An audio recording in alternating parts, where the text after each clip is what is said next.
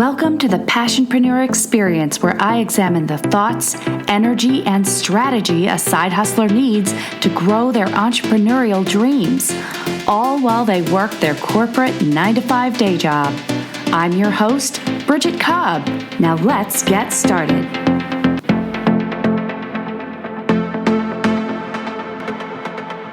Hello. We're back here again on the Passionpreneur Experience. Another fantastic week to make some real change. And I feel there's no better way to make change than our topic today, and that is accountability. I am very passionate about accountability. I believe it's probably the foundation to getting things done, to staying on track and to achieving big things. And this episode, I'm really specifically thinking of my solopreneurs out there. Those of us that are creating, launching, designing companies by ourselves. Because I feel as passionpreneurs, we have a lot of built-in accountability in our day jobs. We have managers, we have projects, and we collaborate with other teams. And there's just accountability left, right, and center coming at us. And when it comes to our solopreneur efforts, it's just us. And nobody's sitting there expecting us to get anything done or holding us to the deadlines and the goals that we've set. So if we can learn anything from our corporate jobs, it's that accountability is extremely important to staying on task. So I want to talk about how that can show up for us in our side hustle business, in our efforts as a solopreneur, and make sure that we are staying connected with our goals and staying on track. So I heard a very interesting study. I actually heard this on the Marie Forleo podcast, which if you haven't heard that, I highly recommend it. She's basically created a podcast out of her Marie TV video series, and then she just chucks the audio up on a podcast. And it's great. You get a lot of great wisdom and snippets from that. She had a guest on that was talking about a study that he did at a university where they were looking at specifically testing the impact your results or progress has when you write down a goal. So I'm sure you've heard this before, that writing down a goal makes it much more likely that you will achieve that goal. They took that study one step further and discovered that not only do you have a better chance of achieving your goal if you write it down, but you are actually 77% more likely to achieve that goal if you do two extra things. One, you publicly announce that goal to the world, to whoever, we're going to get to that. And number two, you report progress on a regular basis. So again, you've got writing down the goal, very powerful step, but taking it to the next level, you're going to publicly announce that goal and you're going to report progress on a regular basis. Absolute game changer. They're talking about a 77% chance of increasing your ability to achieve that goal. That number gets my attention. So writing it down only as a solopreneur is it's not enough really, because we're only accountable to ourselves. And what we're learning from these studies is that we can be much more driven when we have an external factor sitting there also expecting us to get this work done. So how does this show up for you as a solopreneur? How can you build accountability into your process, into your goals, when it's just you working on the business? You might have an online business or something where it's you're pulling every string, you're working every role. So I have a couple of suggestions of how you can build this in to your business strategy. The first thing I suggest is that you choose someone where you have mutual respect and you respect this person in the business world, in a business space. And that is because there's a lot of commonality of language. There's a lot of commonality of understanding around the types of things that you might be doing or the goals that you've set for yourself. So if you can find other passionpreneurs, that would be my first suggestion. Somebody else that is in that same space as you and is also balancing that 9 to 5 while they build their business. That would be my first suggestion. The next suggestion would be a full-time entrepreneur. And the only reason that they're in that order, again, is just because there's more empathy and understanding from someone in your same space, where a full-time entrepreneur might have different expectations around those types of goals because they're obviously in different circumstances. So choose someone that you respect. You respect their opinion. You respect their own efforts that they put out into the world. Second is getting agreements and setting expectations with that person. So when you find someone that you would like as your accountability buddy, you're going to approach them and first of all ask permission, or first of all ask if they would be interested in being your accountability buddy and what that looks like. So you're going to share your goals, you're going to share where you are right now, and ask that they help you along the way by holding you accountable to the goals that you've met.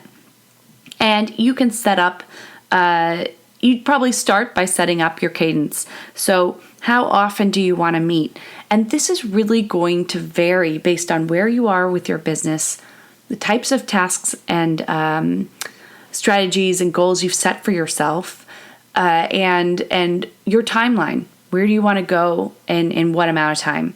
So you might decide, hey, I need to meet daily, weekly, bi-monthly, quarterly, depending on where you're at. You can set a cadence that makes sense for you and your business.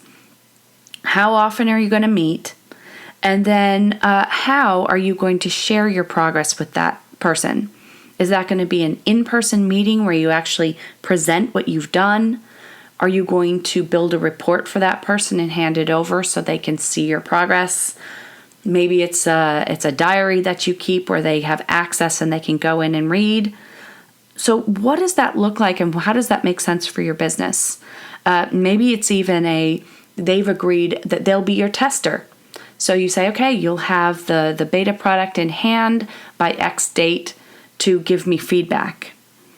All right, and setting that in advance allows them to manage their time, you to manage your time, and now you've got some real solid dates that you're accountable to.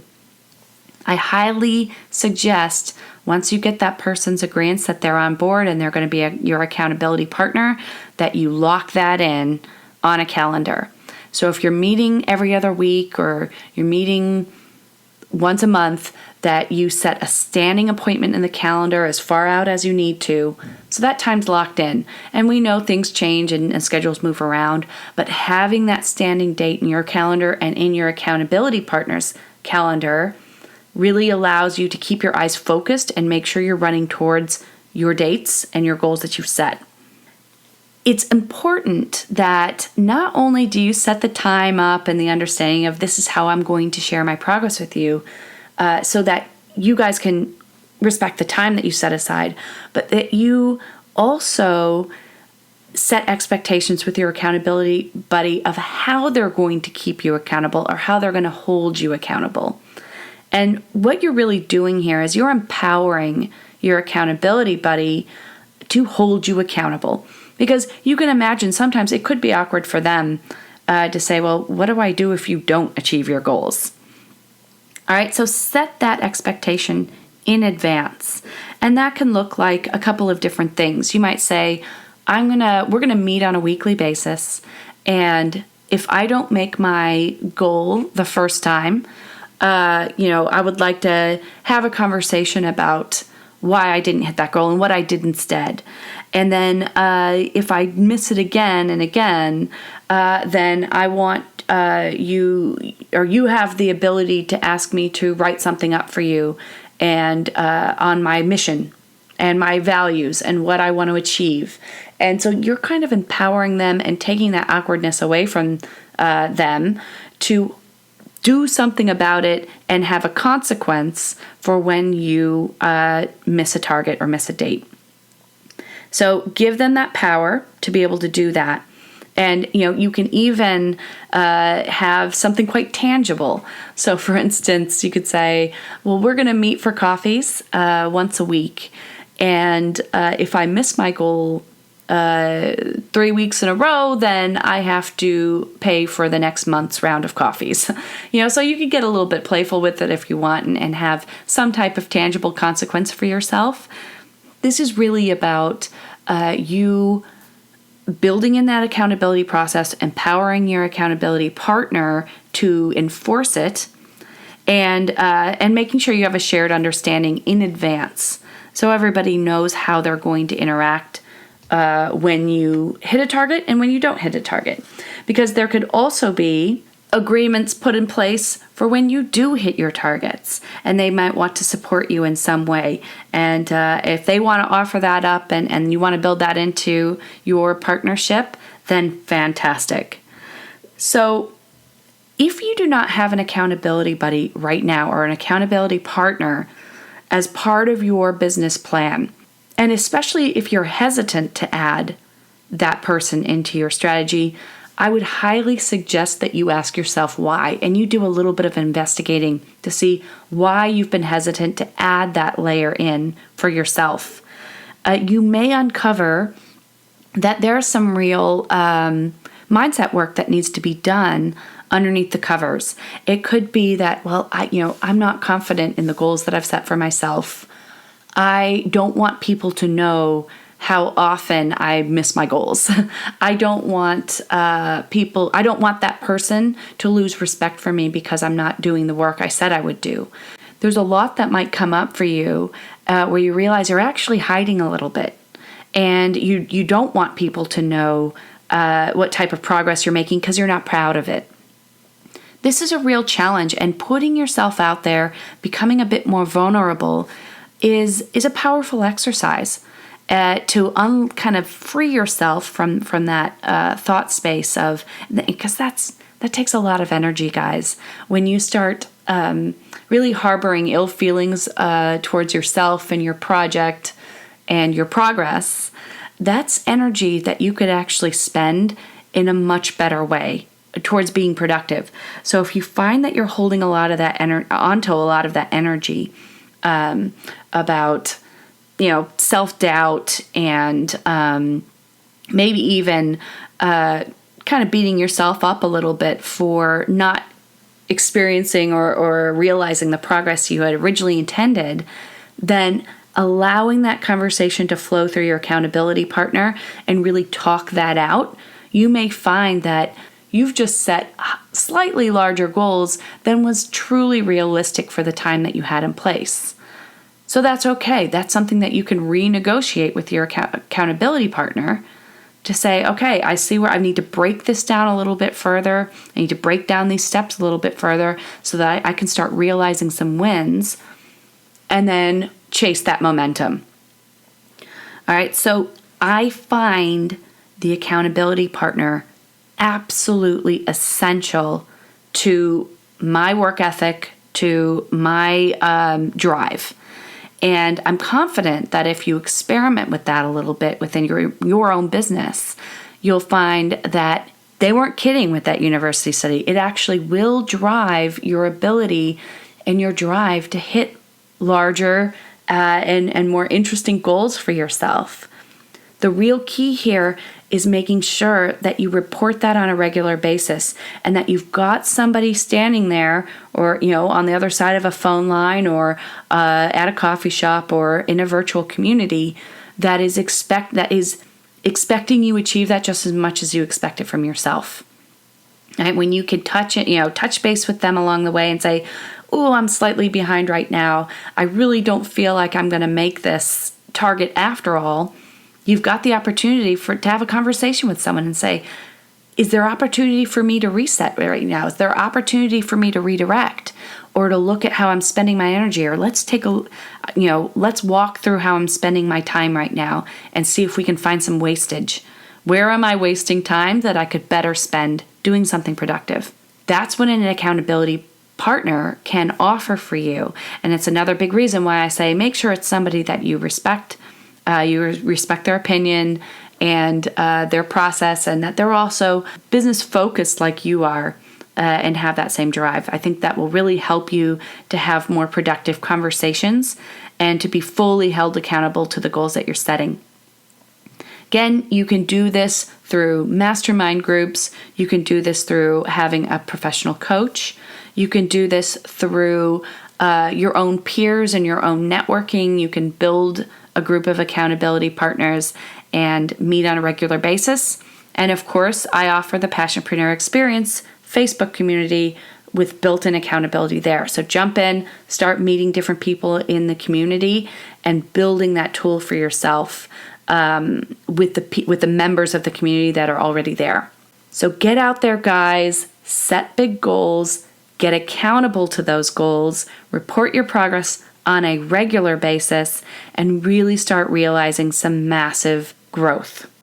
That's all I have for you guys today. Thank you so much for joining me on the Passionpreneur Experience, and I'll see you here next time. Are you building your side hustle business all on your own? Well, you don't have to. Engaging with and being accountable to a supportive community will increase your productivity and keep you on track. Join my private Facebook community, the Passionpreneur Experience, and connect with like-minded side hustlers just like you. Head to the show notes now for a link to the group and start building the business of your dreams.